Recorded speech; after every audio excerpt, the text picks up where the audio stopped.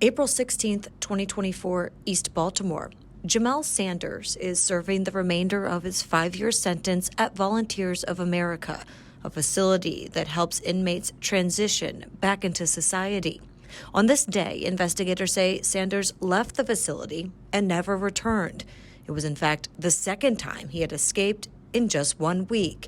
April 9th, investigators say Sanders had an appointment. The 35-year-old checking himself out of the facility, but never showing up. The convicted felon, now a fugitive. The U.S. Marshals Service taking us back, May 12, 2018, D.C. Investigators say Sanders and an acquaintance are involved in an ongoing dispute over a woman. The argument taking a violent turn when investigators say the acquaintance began walking away from Sanders.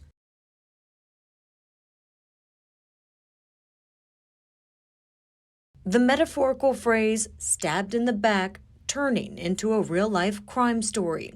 The victim, investigators say, turns around and punches Sanders in the face. Sanders, still armed with the knife, they say, then stabs the man 2 more times in the stomach.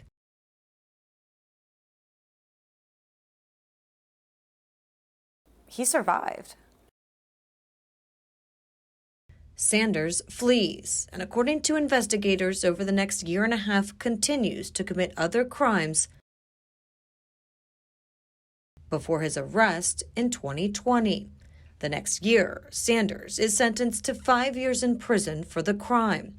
Now, in 2024, a fugitive. He walked away with less than 6 months left in his sentence.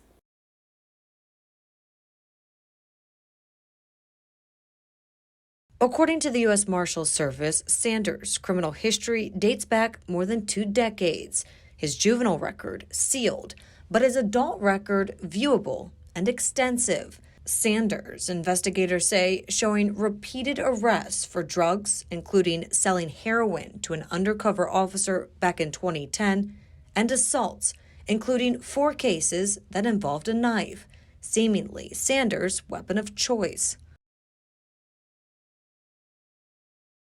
Capable of violence and known to violate the terms of his release.